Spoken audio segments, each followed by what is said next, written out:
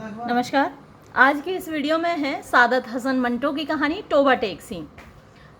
ये एक ल्यूनेटिक की कहानी है, यानी मानसिक रूप से विक्षिप्त व्यक्ति की कहानी है, जिसको पाकिस्तान से भारत लाया जाना है क्योंकि वो एक हिंदू है। टोबा टेक सिंह, देखिए, आप खुद ही देखिएगा, बहुत अच्छी कहानी है, बहुत पसंद आएगी आपको। A couple of years after the partition of the country, यानी कुछ वर्षों के बाद जब हमारे देश का विभाजन हुआ, यानी 1947 में हमारे देश का विभाजन हुआ था आज़ादी के समय, तो उसके कुछ वर्षों बाद इट अकर्ड, यानी ये दिमाग में आया, ये सोचा गया to the respective governments, respective मतलब पाकिस्तान की गवर्नमेंट और भारत की गवर्नमेंट, दोनों देशों की सरकारों के दिमाग में ये आया, of India and Pakistan, that inmates of lunatic asylums, inmates माने जो रह रहे हैं, निवासी कहाँ रह रहे हैं, ल्यूनेटिक असाइलम्स माने पागल खानों में, तो जो पागल खानों में रह रहे हैं उन लोगों को लाइक प्रिजनर्स, जैसे कि जेल में रहने वाले कैदियों को बदला गया था, शुड ऑल्सो बी एक्सचेंज्ड, उनको भी बदल लिया जाए। यानी जैसे कैदियों को बदला गया था, भारत से जो मुस्लिम कैदी थे वो पाकिस्तान गए और पाकिस्तान से जो हिंदू और सिख कैदी थे वो भारत आए, तो इसी तरीके से पागलों को भी बदल लिया जाए। मुस्लिम ल्यूनेटिक्स इन इंडिया, जो मुस्लिम पागल थे भारत में, should be transferred to Pakistan, वो पाकिस्तान भेज दिए जाएं। And Hindu and Sikh lunatics, और हिंदू और सिख पागल इन पाकिस्तानी असाइलम्स, जो कि पाकिस्तान के पागल खानों में थे, should be send to India, उनको भारत भेज दिया जाए। वेदर का मतलब होता है कि क्या ये दिस वॉज अ रीजनेबल और अनरीजनेबल आइडिया, ये एक तार्किक विचार था या अतार्किक विचार था। रीजनेबल माने लॉजिकल होता है और अनरीजनेबल इलॉजिकल होता है, तो ये तर्कसंगत था या तर्कहीन था ये ख्याल। इज डिफिकल्ट टू से, ये कहना कठिन है। वन थिंग, एक चीज, हाउएवर किंतु, इज क्लियर, साफ है। It took many conferences of important officials, यानी इस काम को करने के लिए बहुत सारी कॉन्फ्रेंसेस हुई, कॉन्फ्रेंसेस माने सभाएं हुई, ऑफ इम्पॉर्टेंट ऑफिशियल्स यानी महत्वपूर्ण अफसरों की, फ्रॉम द टू साइड्स, दोनों ओर से, यानी भारत की ओर से और पाकिस्तान की ओर से, to come to this decision, इस निर्णय पर पहुंचने के लिए। फाइनल डिटेल्स, जो अंतिम विस्तृत जानकारियां थी, डिटेल्स थी, like the date of actual exchange, के जो वास्तविक एक्सचेंज की तारीख है, किस तारीख को बदला जाए इन लोगों को, वह केयरफुली वर्कड आउट, बड़ी सावधानी से उनको वर्कआउट किया गया, मतलब छांटा गया कि भाई इस तारीख को पागलों को बदला जाएगा। मुस्लिम ल्यूनेटिक्स, जो मुसलमान पागल थे, हुज फैमिलीज, जिनके परिवार, वर स्टिल रेजाइडिंग इन इंडिया, अभी भी भारत में रह रहे थे, वर टू बी लेफ्ट अनडिस्टर्ब्ड, उनको अनडिस्टर्ब छोड़ा जाना था, यानी उनको भारत में ही छोड़ा जाना था। The rest moved to the border for the exchange, लेकिन जो बाकी के पागल थे, जिनके परिवार वाले भारत में नहीं रह रहे थे, यानी पाकिस्तान चले गए थे, उनको बॉर्डर पर ले जाया गया एक्सचेंज करने के लिए, कि भाई जिनका परिवार चला गया है भारत से पाकिस्तान, उनको भेज दिया जाए, उन पागलों को भी। दिस सिचुएशन इन पाकिस्तान, ये परिस्थिति पाकिस्तान में वो स्लाइटली डिफरेंट, वो हल्की सी अलग थी, थोड़ी सी अलग थी, सिंस, क्योंकि almost the entire population of Hindus and Sikhs, लगभग सारी जो जनता थी हिंदुओं की और सिखों की, had already migrated to India, पहले ही भारत जा चुकी थी। यानी सादत हसन मंटो के कहने का मतलब ये है कि भारत में तो बहुत सारे मुसलमान रह गए, लेकिन जो हिंदू जनता थी और सिख जनता थी वो पाकिस्तान में कंपेरेटिवली कम संख्या में रहे, ज़्यादातर सभी भारत आ गए थे। तो the question of keeping non Muslim lunatics in Pakistan did not therefore arise, तो जब सारे हिंदू और सिख भारत चले गए पाकिस्तान से, तो हिंदू और सिख पागलों को वहां रखने का कोई सवाल ही पैदा नहीं होता था। वाइल इट इज नोन, जबकि ये मालूम है, ज्ञात है, what the reaction in India was, कि भारत में क्या, इट इज़ नॉट नोन, अच्छा ये मालूम नहीं है कि भारत में क्या रिएक्शन हुआ, इस बात का क्या परिणाम हुआ। When the news reached the Lahore lunatic asylum, लेकिन ये जो खबर जब लाहौर के पागल खाने में पहुंची, it immediately became the subject of heated discussion. ये तुरंत ही सब्जेक्ट माने विषय बन गया ऑफ हीटेड माने बड़ी जोर शोर से डिस्कशन माने वाद विवाद का, यानी डिस्कशन होने लगा, बातचीत होने लगी बड़े जोर शोर से कि क्या होगा, पागलों को कैसे बदला जाएगा, कौन कहाँ जाएगा। वन मुस्लिम ल्यूनेटिक, एक मुसलमान पागल, अ रेगुलर रीडर, जो कि रोजाना पढ़ा करता था, नियमित रूप से पढ़ा करता था, of the fire eating daily newspaper जमींदार, यानी जो भड़काऊ रोजाना का न्यूज़पेपर था जिसका नाम था जमींदार। तो ये जो फायर ईटिंग का मतलब आप समझते होंगे, जो आग खाने वाला नहीं होता, मतलब कुछ आपने देखे होंगे ऐसे जर्नल्स होते हैं, ऐसे अखबार होते हैं, मैगजीन्स होती हैं जो भड़काने का काम करती हैं, तो उसी तरीके का ये अखबार था जमींदार। When asked what Pakistan was, तो जब उससे पूछा गया, क्योंकि वो जमींदार पढ़ता था, तो उससे पूछा गया कि भैया पाकिस्तान क्या चीज़ है, क्या भला है, तो रिप्लाइड आफ्टर डीप रिफ्लेक्शन, तो उसने गहरी सोच के बाद जवाब दिया, the name of a place in India, Pakistan Bharat की एक ऐसी जगह है where cut throat razors are manufactured, जहाँ पर उस तरह बनाए जाते हैं। कट थ्रोट रेजर्स वही जिससे दाढ़ी बनाई जाती है, उस तरह होते हैं। तो पाकिस्तान एक ऐसी जगह है भारत में जहाँ पर उस तरह बनाए जाते हैं, ये उसने जवाब दिया। तो कितना पढ़ा लिखा था आप समझ गए होंगे। This profound observation was received with visible satisfaction, ये जो उसका प्रोफाउंड माने सीरियस गहरा ऑब्जर्वेशन था, उसका ख्याल था, जो उसने अपनी ओपिनियन दी पाकिस्तान के बारे में, वॉज रिसीव्ड, उसको लोगों ने सुना, विद विजिबल यानी जिसे आप आसानी से देख सकते हैं, सेटिस्फैक्शन संतुष्टि के साथ। A Sikh lunatic asked another Sikh, एक सिख पागल ने दूसरे सिख से पूछा, Sardar ji why are we being sent to India, हम लोगों को भारत क्यों भेजा जा रहा है, इंडिया क्यों भेजा जा रहा है। We don't even know the language they speak in that country, उस देश में जो भाषा वो बोलते हैं हमें तो वो भाषा भी नहीं आती। द मैन स्माइल्ड, वो आदमी मुस्कुराया। I know the language of Hindostoras, मुझे हिंदोस्तोराज यानी हिंदुस्तानियों की भाषा आती है। दीज डेवल्स, ये बदमाश, ऑलवेज स्ट्रेट अबाउट, हमेशा अकड़े अकड़े रहते हैं, as if they were the lords of the earth, जैसे कि वो इस धरती के मालिक हों, यानी जो हिंदुस्तानी है उनकी भाषा मुझे आती है, और ये हिंदुस्तानी ऐसे अकड़े रहते हैं जैसे कि सारी धरती के मालिक यही लोग हों। वन डे, एक दिन, अ मुस्लिम ल्यूनेटिक, एक मुसलमान पागल, वाइल टेकिंग हिज बाथ, जब वो नहा रहा था, रेज द स्लोगन, उसने नारा लगाया, पाकिस्तान जिंदाबाद, विद सच एंथुजियाज्म, इतने उत्साह के साथ, that he lost his footing, कि उसके जो पैर थे वो फिसल गए, एंड वॉज लेटर फाउंड, और बाद में वो मिला, लाइंग, लेटा हुआ, ऑन द फ्लोर, फर्श पर, अनकॉन्शियस, बेहोश। Not all inmates were mad, सारे जो इनमेट्स थे यानी पागल खानों में जो भर्ती लोग थे वो सारे के सारे पागल नहीं थे।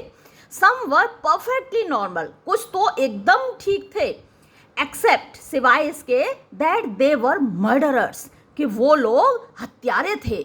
टू स्पेयर देम, उनको बचाने के लिए, द हैंगमैन्स नूज, फांसी के फंदे से, देयर फैमिलीज हैड मैनेज्ड, उनके परिवारों ने कुछ ऐसा व्यवस्था कर ली थी, जोड़ तोड़ कर लिया था, to get them committed after bribing officials down the line, कि उन लोगों को यहाँ पागल खाने में भर्ती कर दिया, अफसरों को रिश्वत दे दे के, पूरे डाउन द लाइन का मतलब एक छोटा अफसर, बड़ा अफसर, क्लर्क, सब जगह देनी पड़ती है ना रिश्वत, तो सब जगह रिश्वत दे दे के उन लोगों ने हत्यारों को पागल खाने में भर्ती करा दिया। भैया पागल था इसलिए उसने हत्या कर दी।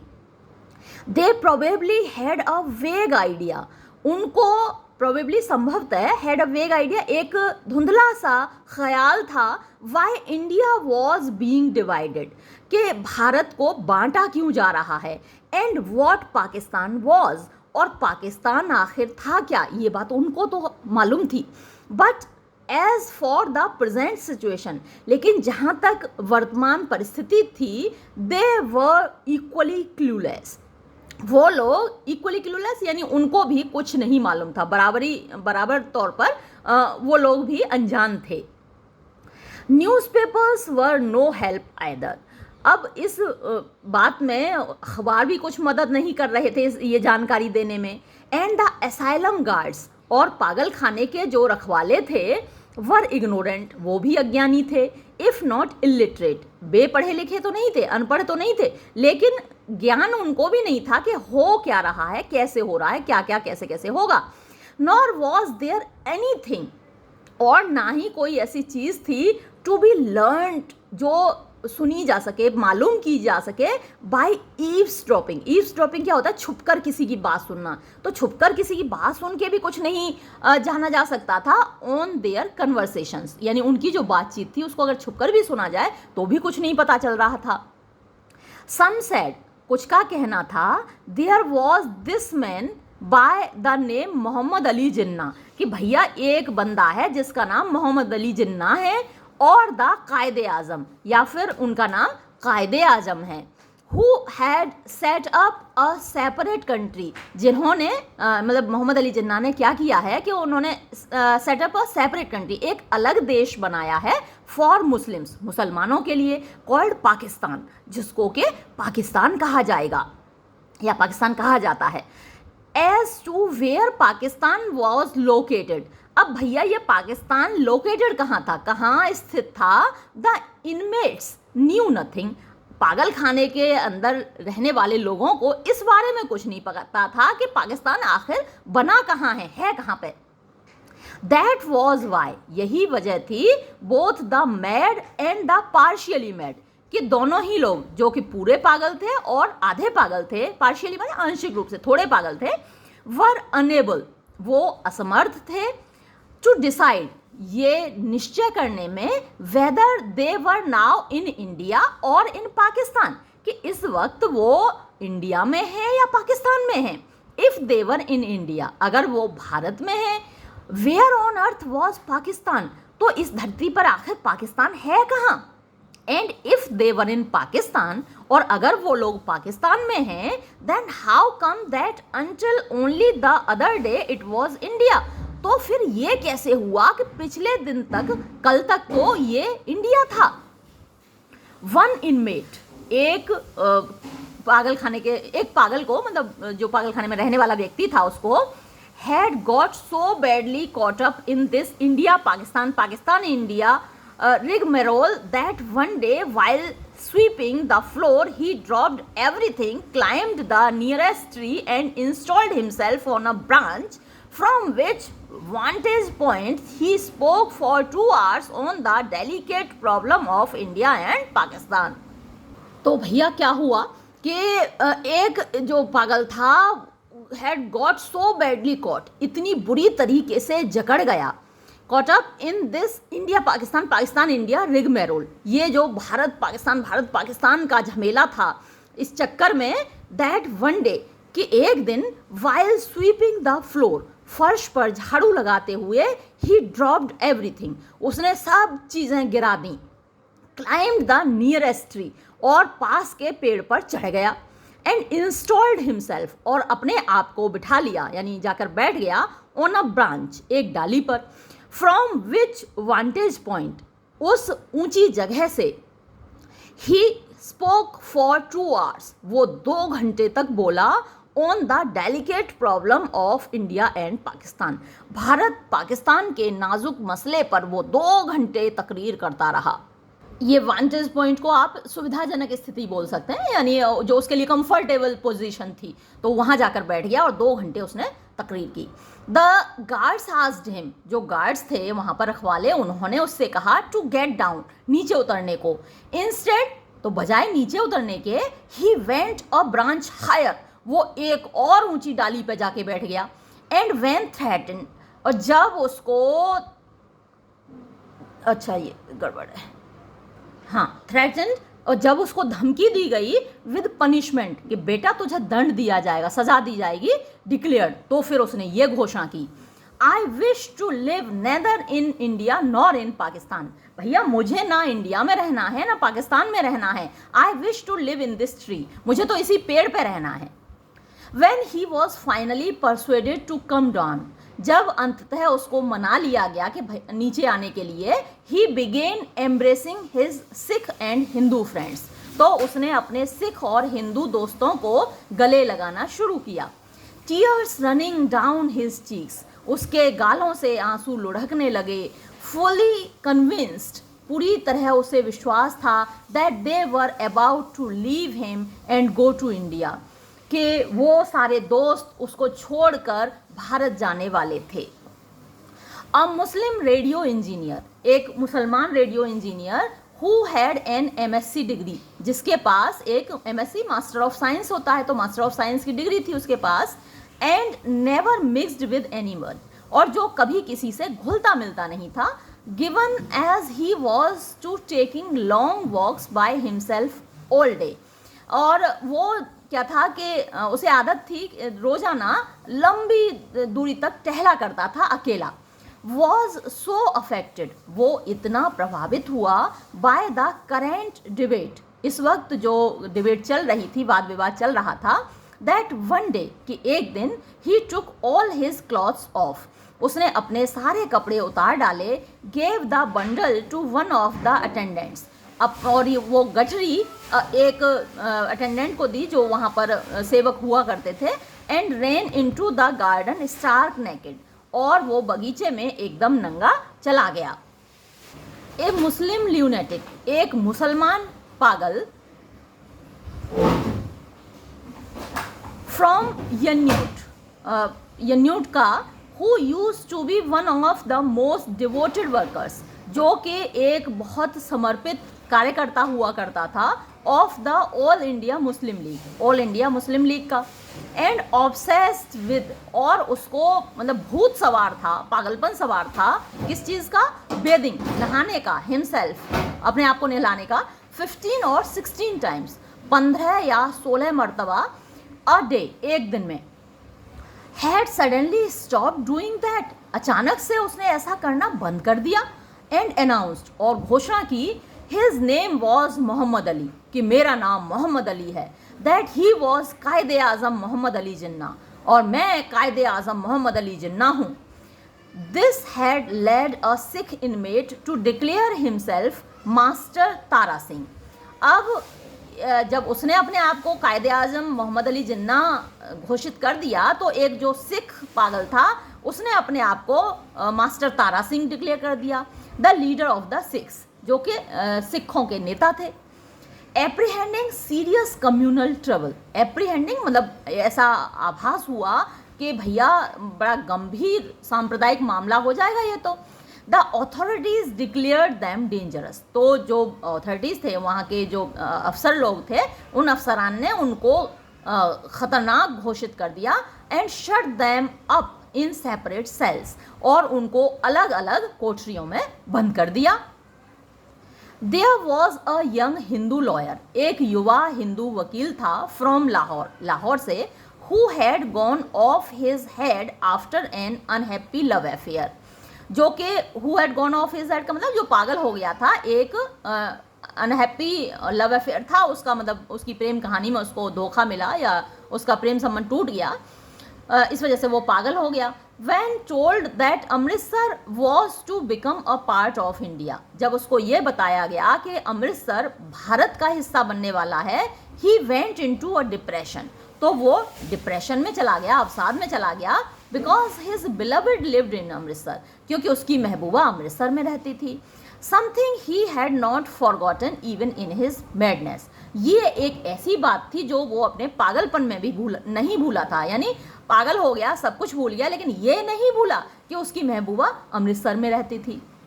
दैट डे, उस दिन, ही एब्यूज्ड, उसने गालियाँ दी, every major and minor Hindu and Muslim leader, हर छोटे बड़े हिंदू और मुसलमान नेता को, who had cut India into two, जिन्होंने भारत को दो टुकड़ों में काट दिया था, बांट दिया था, turning his beloved into an Indian, और इस वजह से उसकी महबूबा भारतीय बन गई, and him into a Pakistani, और वो खुद एक पाकिस्तानी बन गया। When न्यूज़, जब खबर ऑफ द एक्सचेंज, बदलने की, रीच्ड द एसाइलम, इस पागल खाने में पहुंची, his friends offered him congratulations, तो उसके दोस्तों ने उसको बधाई दी, भैया कि अब तुम भी इंडिया चले जाओगे, यानी जहाँ तुम्हारी महबूबा रहती है अमृतसर में, because he was now to be sent to India, क्योंकि उसको अब भारत भेजा जाना था, the country of his beloved, जो उसकी महबूबा का देश था। हाउएवर, लेकिन ही डिक्लेयर्ड, उसने घोषणा की, that he had no intention of living Lahore, कि मेरा लाहौर छोड़ने का कोई इरादा नहीं है, because his practice would not flourish in Amritsar, क्योंकि मेरी जो प्रैक्टिस है, यानी मैं जो वकील हूँ, मेरी वकालत अमृतसर में नहीं चलेगी, लाहौर में चलती है मेरी वकालत, अमृतसर में मेरी वकालत नहीं चलेगी, तो भैया मैं नहीं जा रहा वहाँ पे। देयर वर 2 एंग्लो इंडियन ल्यूनेटिक्स, इन इस पागल खाने में 2 एंग्लो इंडियन पागल भी थे, इन द यूरोपियन वार्ड, जो कि यूरोपियन वार्ड था, यानी जो अंग्रेज पागल हुआ करते थे उनको अलग वार्ड में रखा जाता था, हिंदुस्तानियों के वार्ड में नहीं रखा जाता था। व्हेन टोल्ड, जब उनको ये बताया गया that the British had decided to go home, कि अंग्रेजों ने घर जाने का निश्चय किया है, after granting independence to India, Bharat को आज़ादी देकर, they went into a state of deep shock, तो वो लोग गहरे सदमे में चले गए, एंड वर सीन, और उनको देखा गया, कॉन्फरिंग विद ईच अदर, एक दूसरे से बातचीत करते हुए, इन विस्पर्स, फुसफुसाते हुए, द एंटायर आफ्टरनून, पूरे जो शाम का समय था, दोपहर बाद का समय था, तो फुसफुसाकर एक दूसरे से बात कर रहे थे। दे वर वरीड, उनको चिंता थी, अबाउट देयर चेंज्ड स्टेटस, अपनी बदली हुई परिस्थिति के बारे में, आफ्टर इंडिपेंडेंस, आज़ादी के बाद, क्योंकि भैया जब अंग्रेज़ों का राज था तब तो अंग्रेज़ों की बड़ी कदर बखत थी, अब आज़ादी मिल गई, अंग्रेज़ यहाँ से चले जाएंगे तो इनके साथ कैसा सलूक किया जाएगा, यहाँ पर कैसा व्यवहार किया जाएगा पागल खाने में, ये सोच के वो परेशान हो रहे थे। Would there be a European ward और वुड इट बी एबॉलिश्ड, अब इस पागल खाने में यूरोपियन वार्ड रहेगा भी या फिर इसको ख़त्म कर दिया जाएगा। Would breakfast continue to be served, अब अंग्रेज़ों को अलग से ब्रेकफास्ट दिया जाता था भैया उनके पसंद के अनुसार, तो यहाँ ब्रेकफास्ट दिया जाएगा या और would they be subsist on bloody Indian chapati, या फिर उनको वही भारतीय लोगों की चपातियाँ खानी पड़ेंगी। अंग्रेज़ों को ख़ास नाश्ता मिलता था, हिंदुस्तानियों को तो वही चपाती खाने को मिलती थी, तो भैया क्या अब हमको भी चपातियाँ ही खानी पड़ेंगी? खाओ दुष्टो तुम लोगों को।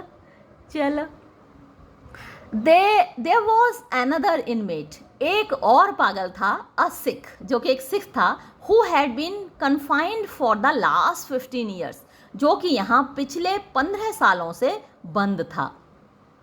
Whenever he spoke, जब कभी भी वो बोलता था, it was the same mysterious gibberish, तो वही रहस्यमयी बदबदाहट, जैसे gibberish क्या होता है, बुड़बड़ाहट, बुदबुदाहट, तो ऐसी भाषा में बोलता था। ऊपर ते गुड़गुड़, द एनेक्स, द बे, ढयाना, the moong, the dal, of the लालटेन, तो क्या मतलब हुआ समझ में ही नहीं आ रहा, क्योंकि ये जिब्रिश है ना, बड़बड़ाहट है, अब क्या कहना चाह रहा है वो क्लियर ही नहीं हो रहा। गार्ड्स सेड, गार्ड्स कहते थे, he had not slept a wink in 15 years, कि 15 साल में उसने पलक भी नहीं झपकाई, बिल्कुल भी नहीं सोया है 15 साल में। अकेजनली, कभी कभी, ही कुड बी ऑब्जर्व, उसको देखा जा सकता था, लीनिंग, झुके हुए, अगेंस्ट द वॉल, दीवार के सहारे, but the rest of the time, लेकिन बाकी समय, he was always to be found standing, उसको खड़े हुए ही पाया जाता था। बिकॉज ऑफ दिस, इसकी वजह से, his legs were permanently swollen, उसकी टांगें हमेशा सूजी ही रहती थीं। Something that did not appear to bother him, और ये ऐसी चीज़ थी जिसका उसके ऊपर कोई फ़र्क नहीं पड़ता था, मतलब बाकी लोग देखते थे उनको बुरा लगता था कि इसकी टांगें खड़े खड़े सूज रही हैं, लेकिन उसको कोई फ़र्क नहीं पड़ता था। रिसेंटली, हाल ही में, ही हैड स्टार्टेड, उसने शुरू कर दिया था, टू लिसन केयरफुली, ध्यान से सुनना, टू डिस्कशन, बातचीत को, about the forthcoming exchange of Indian and Pakistani lunatics, के जो होने वाला, फोर्थ कमिंग माने होने वाला, एक्सचेंज माने अदला बदली, ऑफ इंडियन एंड पाकिस्तानी ल्यूनेटिक्स, भारतीय और पाकिस्तानी पागलों की अदला बदली के बारे में उसने ध्यान से सुनना शुरू कर दिया। When asked his opinion, जब उसकी राय पूछी गई, he observed solemnly, तो उसने गंभीरता से जवाब दिया, ऊपर तक गुड़गुड़ द अनेक्स द बे धायाना the moong the dal of the government of Pakistan. तो ये बात उसने बोली। अब इसका भी कोई मतलब तो है नहीं, लेकिन क्योंकि वो ऐसे ही बोलता था। ऑफ लेट, हाल ही में, हाउएवर, किंतु, the government of Pakistan had been replaced, जो गवर्नमेंट थी पाकिस्तान की उसकी जगह हो गया था by the government of Toba Tek Singh, यानी टोबा टेक सिंह की सरकार बन गई थी उसकी जगह। A small town in the Punjab, Punjab का एक जो छोटा सा टाउन था, कस्बा था, विच वॉज हिज होम, जो उसकी उसका घर था। अच्छा, पहले क्या है, वहीं की सरकार थी उनकी खुद की। टोबा टेक सिंह एक जगह का नाम है, एक शहर का नाम है, जो कि उनकी खुद की अपनी सरकार थी, अपने हिसाब से उनका शासन चलता था। लेकिन अब उस जगह पर क्या हो गया था, पाकिस्तान की सरकार का शासन हो गया था टोबा टेक सिंह नाम के शहर पर, टोबा टेक सिंह नाम के टाउन पर। तो टोबा टेक सिंह शहर का नाम है। He had also begun inquiring where Toba Tek Singh was to go। अब उसने ये भी पूछना शुरू कर दिया कि भाई टोबा टेक सिंह जो शहर है वो कहाँ जाएगा भारत में, पाकिस्तान में।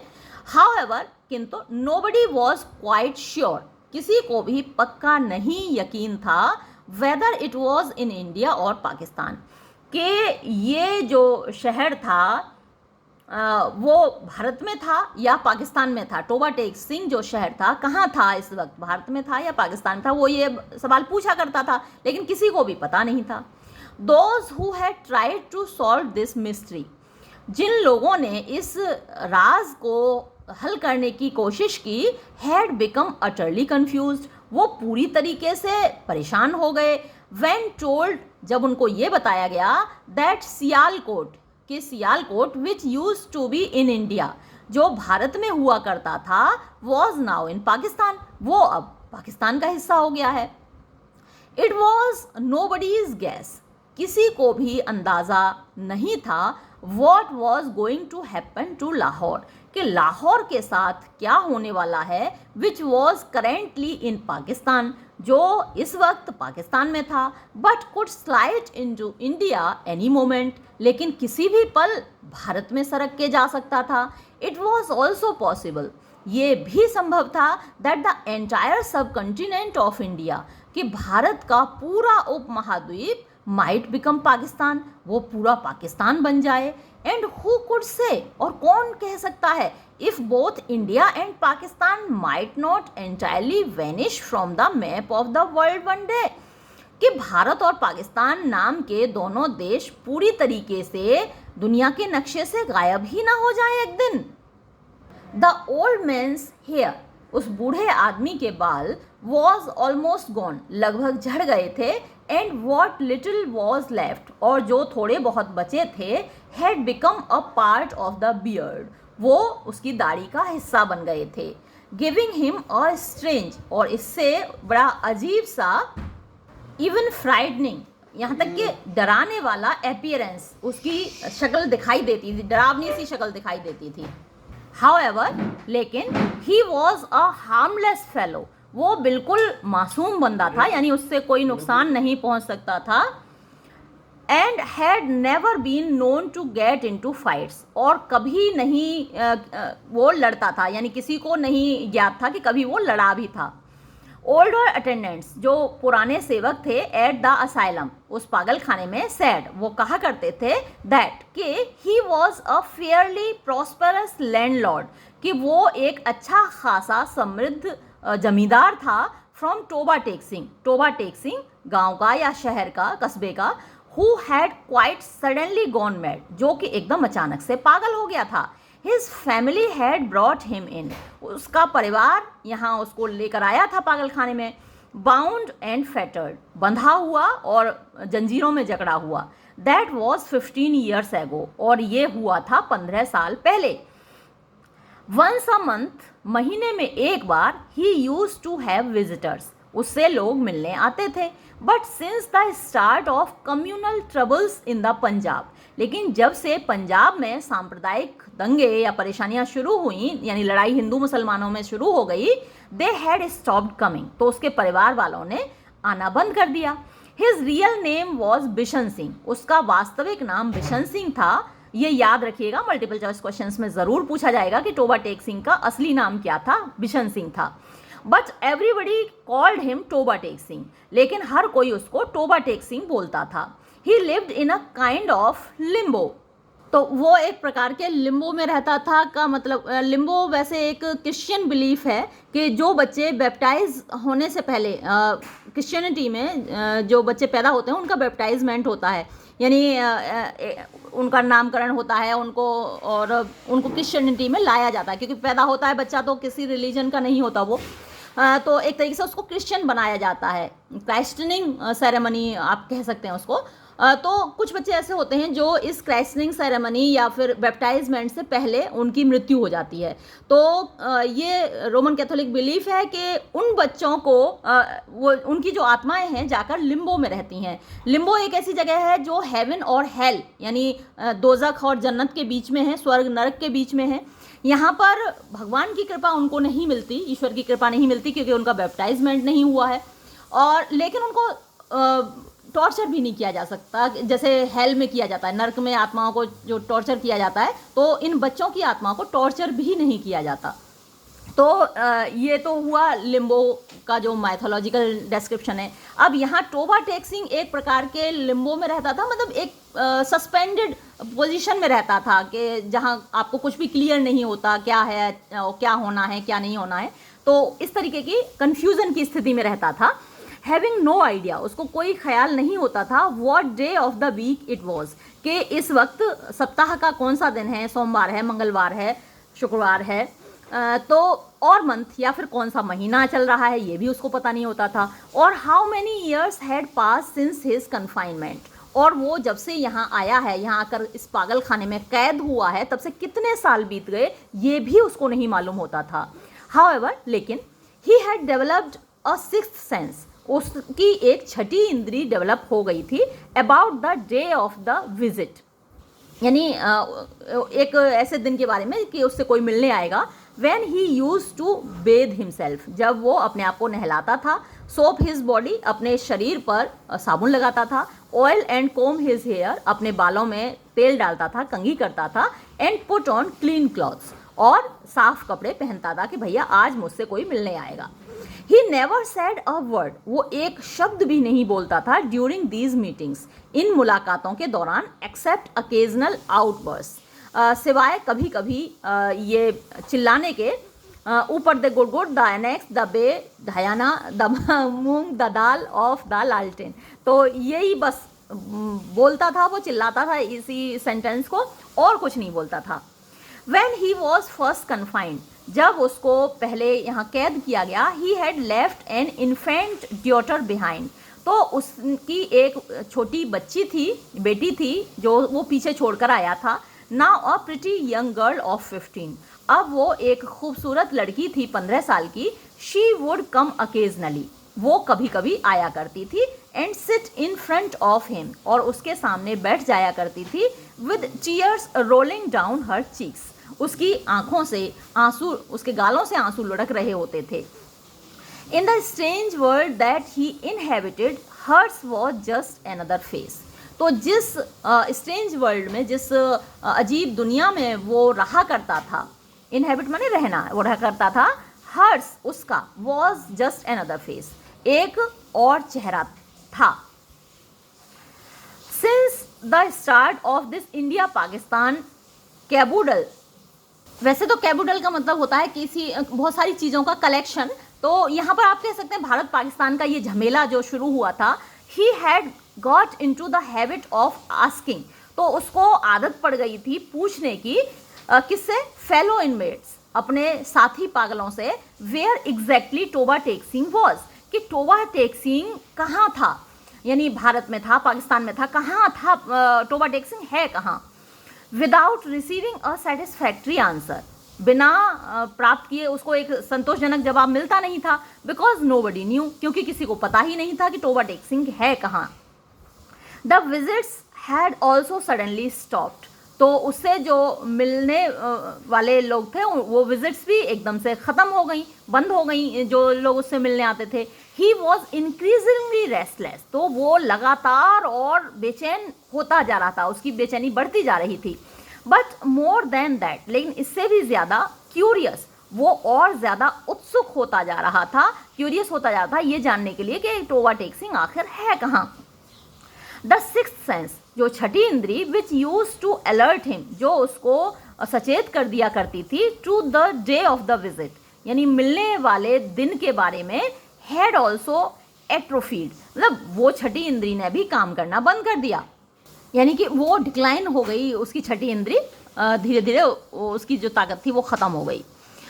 ही मिस्ड हिज फैमिली, उसको अपने घर की, परिवार की याद आती थी। The gifts they used to bring, जो तोहफे वो लाया करते थे उनकी याद आती थी। And the concern with which they used to speak to him, और जिस चिंता के साथ वो लोग उससे बात किया करते थे वो सब कुछ उसको याद आता था। He was sure they would have told him whether Toba Tek Singh was in India और पाकिस्तान। उसको यकीन था कि वो लोग उसको बता सकते हैं, बता देंगे कि टोबा टेक सिंह इस वक्त भारत में था या पाकिस्तान में।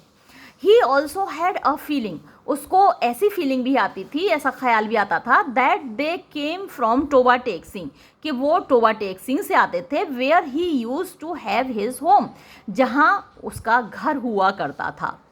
One of the inmates declared himself God, तो एक पागल ऐसा था जिसने अपने आप को भगवान घोषित कर दिया कि मैं खुदा हूँ भाई। Bishan Singh asked him one day, तो बिशन सिंह ने एक दिन उसको पूछा, if Toba Tek Singh was in India और पाकिस्तान, जब भाई तुमने अपने आप को खुदा घोषित कर दिया, भगवान घोषित कर दिया, तो जरा ये बताओ कि टोबा टेक सिंह भारत में है कि पाकिस्तान में है। द मैन चकल्ड, वो आदमी हंसा। Neither in India nor in Pakistan, भैया टोबा टेक सिंह ना इंडिया में है ना पाकिस्तान में है। Because so far we have issued no orders in this respect, क्योंकि अभी तक हमने इस बारे में कोई आदेश दिया ही नहीं है। भाई हम भगवान हैं और हमने इस बारे में अभी तक कोई आदेश नहीं दिया कि टोबा टेक सिंह भारत में जाएगा या पाकिस्तान में। बिशन सिंह बेग्ड गॉड, तो बिशन सिंह ने उस भगवान से भीख मांगी to issue the necessary orders, कि भाई जो आवश्यक ऑर्डर हैं, हुक्मनामा है, वो जारी कर दो, so that his problem could be solve, ताकि मेरी जो समस्या है वो हल हो जाए। बट ही वॉज डिसअपॉइंटेड, लेकिन वो निराश हो गया, as God appeared to be preoccupied with more pressing matters, क्योंकि वो जो भगवान था वो ऐसा लग रहा था कि प्रीऑक्यूपाइड माने वो व्यस्त है विद मोर प्रेसिंग मैटर्स, ज़्यादा महत्वपूर्ण मामलात में वो मशगूल है, तो वो निराश हो गया। Finally he told him angrily, अंततः गुस्से में उसने उसको बताया, उसको बोला, ऊपर दे गुड़ गुड़ दा नेक्स्ट दा मूंग दाल दाल, गुरु जी दा खालसा एंड गुरु जी दी फतेह, जो बोले सो निहाल, सत श्री अकाल। अब गुस्सा आ गया। What he wanted to say, जो वो कहना चाहता था was ये था, you don't answer my prayers, तुम मेरे जो इल्तिजा है, मेरी जो दरख्वास्त है उसका जवाब नहीं देते, because you are a Muslim God, क्योंकि तुम मुसलमान भगवान हो, मुस्लिम खुदा हो। Had you been a Sikh God, अगर तुम सिख भगवान होते, you would have been more of a sport, वैसे यहाँ सपोर्ट होना चाहिए, तो तुम मतलब मुझे ज़्यादा सपोर्ट करते, अगर क्योंकि मैं सिख हूँ और सिख भगवान होते तो तुम मुझे सपोर्ट करते। मुझे सपोर्ट इसलिए नहीं कर रहे हो तुम, मेरी समस्या का हल इसलिए नहीं कर रहे हो क्योंकि तुम मुसलमान भगवान हो। A few days before the exchange was to take place, मतलब जब अदला बदली होने वाली थी उससे कुछ दिन पहले, one of Bishan Singh Muslim friends, एक बिशन सिंह का एक मुसलमान दोस्त from Toba Tek Singh came to see him, Toba Tek Singh जो गांव था या शहर था वहाँ से उसको मिलने आया। The first time in 15 years, 15 सालों में पहली बार। Bishan Singh looked at him, Bishan Singh ने उसकी ओर देखा, वंस एक बार, एंड टर्न्ड अवे, और घूम गया। until a guard said to him, जब तक कि एक गार्ड ने उससे नहीं कहा, this is your old friend Fazaldin, ये तुम्हारा पुराना दोस्त फैजलदीन है, he has come all the way to meet you, वो इतनी दूर से तुमसे मिलने आया है। ये दोस्त का नाम याद रखिएगा, मल्टीपल चॉइस क्वेश्चंस में ज़रूर पूछा जाएगा। बिशन सिंह लुक्ड एट फैजलदीन, तो बिशन सिंह ने फैजलदीन की ओर देखा and began to mumble something, और कुछ बड़बड़ाने लगा।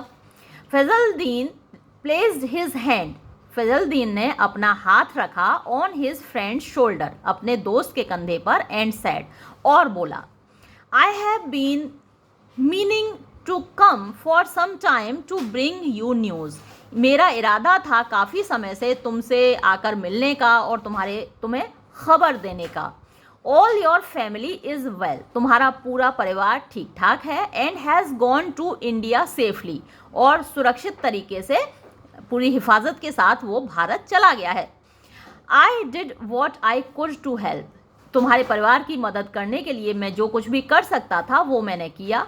योर डॉटर रूप कौर, तुम्हारी बेटी रूप कौर, ही हेजिटेटेड, वो थोड़ा सा झिझका, शी इज़ सेफ टू, वो भी सुरक्षित है, इन इंडिया, भारत में। बिशन सिंह केप्ट क्वाइट, बिशन सिंह शांत हो गया। फैजलदीन कंटिन्यूड, फैजलदीन बोलता रहा, your family wanted me to make sure you were well, तुम्हारा परिवार चाहता था कि मैं इस बात को सुनिश्चित करूं कि तुम ठीक रहो। Soon you will be moving to India, जल्द ही तुम भी भारत चले जाओगे। वॉट कैन आई से, मैं क्या कह सकता हूँ, except that you should remember me, सिवाय इसके कि तुम मुझे याद रखना, या मेरे बारे में मुझे मेरे ही याद दिलाना, टू भाई बलबीर सिंह, भाई बधवा सिंह, एंड बहन अमृत कौर, यानी इन लोग जो तुम्हारे परिवार के ये सदस्य हैं जो इंडिया चले गए हैं, उनको मेरी याद दिलाना, मेरे बारे में बताना। टेल भाई बलबीर सिंह होगा वैसे यहाँ पर, टेल भाई बीबीर सिंह कर दिया, that Fazal Din is well by the grace of God, उनको बताना कि फैजलदीन भगवान की कृपा से ठीक ठाक है। द टू ब्राउन बफेलोज, वो जो दो भूरी भैंसें थीं, ही लेफ्ट बिहाइंड, जो वो छोड़ गए थे, आर वेल टू, वो दोनों भूरी भैंसें भी ठीक हैं। Both of them gave birth to calves, उन दोनों ने पड्डे डाले हैं। बट अनफॉर्चुनेटली, लेकिन दुर्भाग्य से, one of them died after 6 days, उनमें से एक पड्डा 6 दिन बाद मर गया। मतलब भैंस के बच्चे को आपके यहाँ क्या बोलते हैं, हमारे यहाँ तो पड्डा बोलते हैं, तो इसलिए मैं पड्डा बोल रही हूँ। भैंस का जो मेल बच्चा होता है उसको हमारे यहाँ पड्डा बोलते हैं, और जो फीमेल बच्चा होता है उसको पड़िया बोलते हैं। तो एक पड्डा 6 दिन बाद मर गया। से आई थिंक ऑफ देम, और उनसे कहना कि मैं अक्सर उनके बारे में सोचता हूँ, often, and to write to me if there is anything I can do, और वो मुझे ख़त लिखें, अगर मैं कुछ कर सकता हूँ या मुझसे कुछ करवाना है तो वो मुझे ख़त लिखें। अच्छा, आपके यहाँ पड्डे पड़िया को क्या बोला जाता है, मुझे कमेंट में ज़रूर बताइएगा। देन ही एडेड, फिर उसने आगे कहा, here I brought you some rice crispies from home, ये लो मैं तुम्हारे लिए थोड़ी सी चावल की कुरेरी लाया हूँ, उसको मरुंडे बोलते हैं, तो ये तुम्हारे लिए लाया हूँ। Bishan Singh took the gift, Bishan Singh ने तोहफा ले लिया, and handed it to one of the guards, और एक जो गार्ड थे वहाँ पर चौकीदार, उनको दे दिया, और पूछा, वेयर इज़ टोबा टेक सिंह, टोबा टेक सिंह कहाँ हैं, ही आस्क्ड, उसने पूछा, वेयर, कहाँ, why, it is where it has always been, भैया जहाँ था हमेशा से वहीं है। इन इंडिया और इन पाकिस्तान, अब ये बताओ कि इंडिया में है या पाकिस्तान में है। इन इंडिया, नो, ना, भारत में बिल्कुल नहीं, इन पाकिस्तान, टोबा टेक सिंह तो पाकिस्तान में है। विदाउट सेइंग एनदर वर्ड, एक और शब्द बोले बिना बिशन सिंह वॉक्ड अवे, बिशन सिंह चल दिया, मरमरिंग, बड़बड़ाते हुए, ऊपर दे गुड़ गुड़ द नेक्स्ट, यानी जो उसका वो है, moong the dal of the Pakistan and Hindustan डोर फिटे मुँह, हाँ, ये फिटे मुँह इस तरीके से गाली दी जाती है ना, पंजाबी फिल्मों में अक्सर हमने सुनी है, फिटे मुँह तेरा, तो पाकिस्तान हिंदुस्तान डोर फिटे मुँह।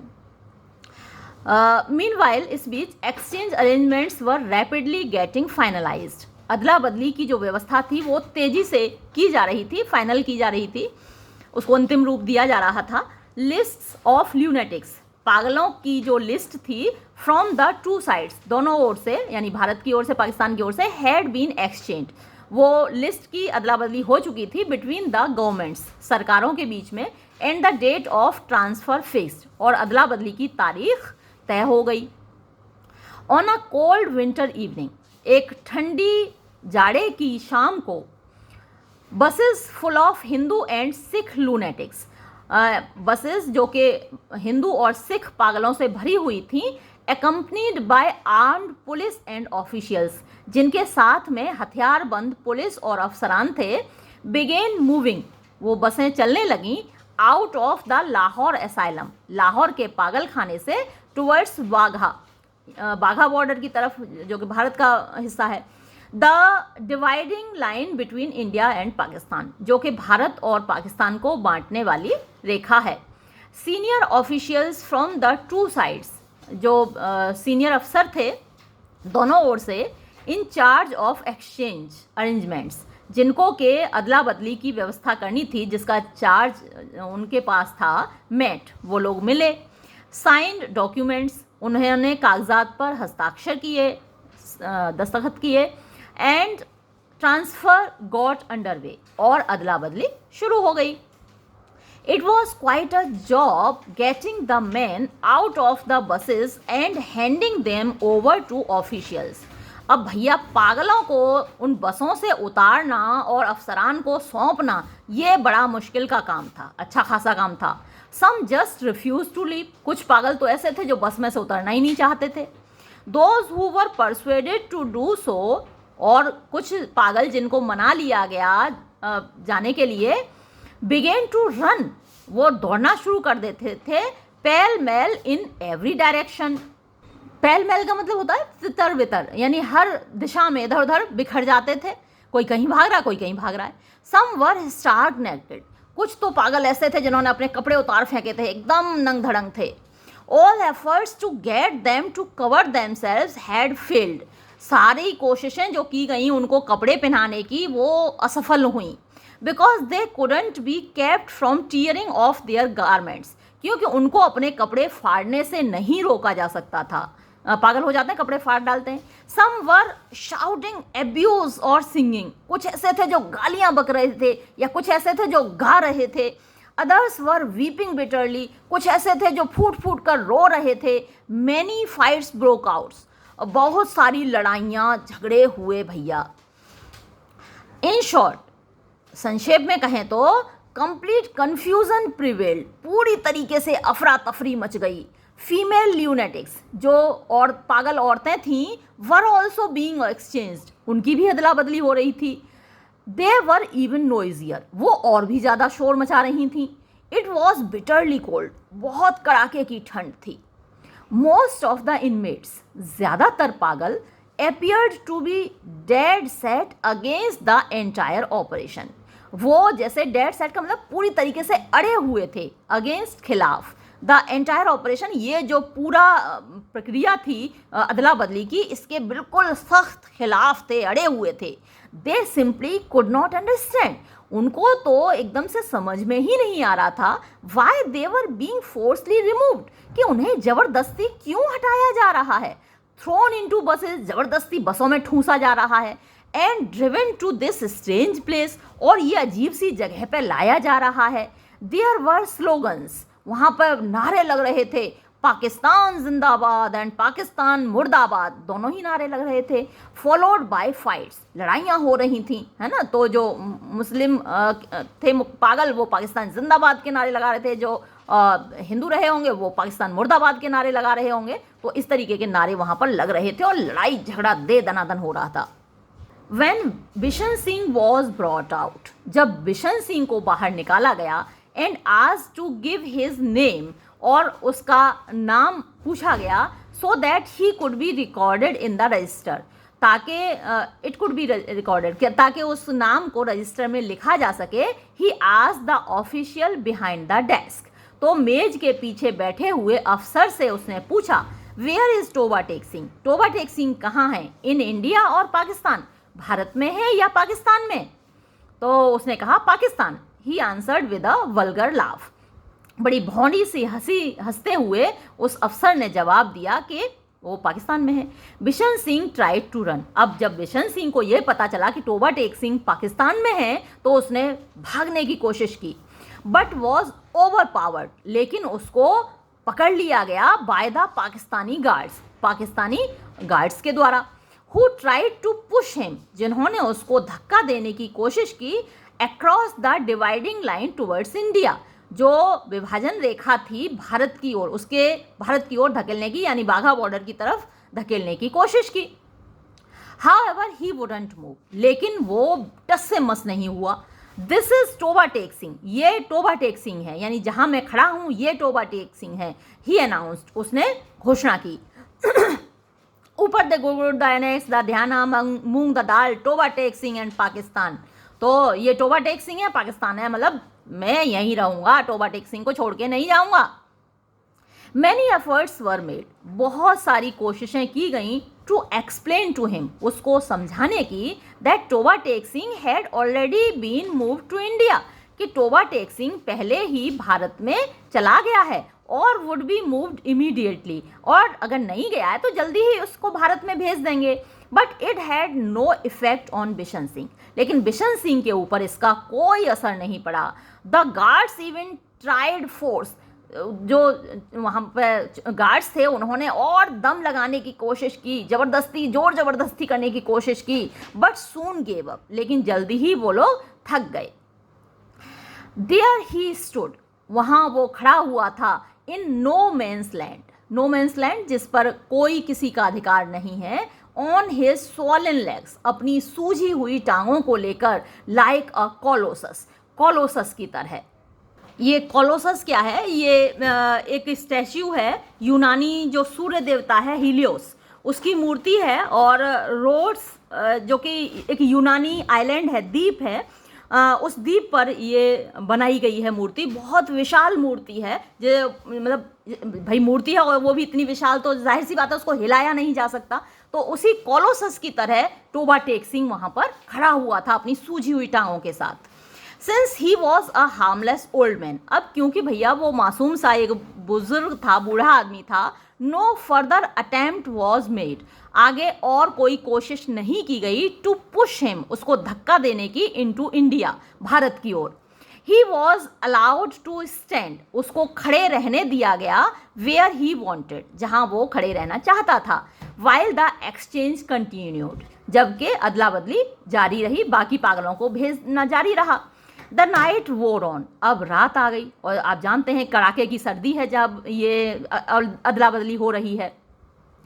अब रात हो गई। जस्ट बिफोर सनराइज, ठीक सूर्योदय से पहले, Bishan Singh, the man who had stood on his legs for 15 years, वो बिशन सिंह जो कि 15 साल तक अपनी टांगों पर खड़ा रहा था, स्क्रीम्ड, चिल्लाया, and as officials from the two sides rushed towards him, और जब दोनों साइड्स के, यानी भारत के और पाकिस्तान दोनों तरफ के अफसरान उसकी ओर दौड़े, ही कोलैप्स्ड, वो लुढ़क गया, टू द ग्राउंड, जमीन पर। There behind barbed wire on one side, और वहाँ जो कटीले तार लगे हुए हैं, आपको मालूम है हमारी सीमा पर कटीले तार लगे हुए हैं, तो उन कटीले तारों के पीछे, ऑन वन साइड, एक और, ले इंडिया, भारत स्थित था, and behind more barbed wire, और उससे भी ज़्यादा कटीले तारों के पीछे, ऑन द अदर साइड, दूसरी ओर, ले पाकिस्तान स्थित था, इन बिटवीन, बीच में, on a bit of earth, जमीन के एक टुकड़े पर, विच हैड नो नेम, जिसका कोई नाम नहीं था, ले टोबा टेक सिंह, वहाँ पर टोबा टेक सिंह पड़ा हुआ था। तो दोनों ओर कटीले तार लगे हैं, और बीच में जो थोड़ी सी जगह है उसको ना आप भारत कह सकते हैं ना पाकिस्तान कह सकते हैं, तो उस जगह पर टोबा टेक सिंह पड़ा हुआ था। और ये कहानी यहाँ ख़त्म हुई। आपको समझ आई गया होगा कि कितनी ज़्यादती हुई थी जब भारत और पाकिस्तान का बंटवारा हुआ। इससे पहले मैंने एक कहानी आपको पढ़ाई थी, अमृतसर आ गया, उसमें भी कुछ ऐसी स्थितियाँ दिखाई गई थी बंटवारे के वक्त की।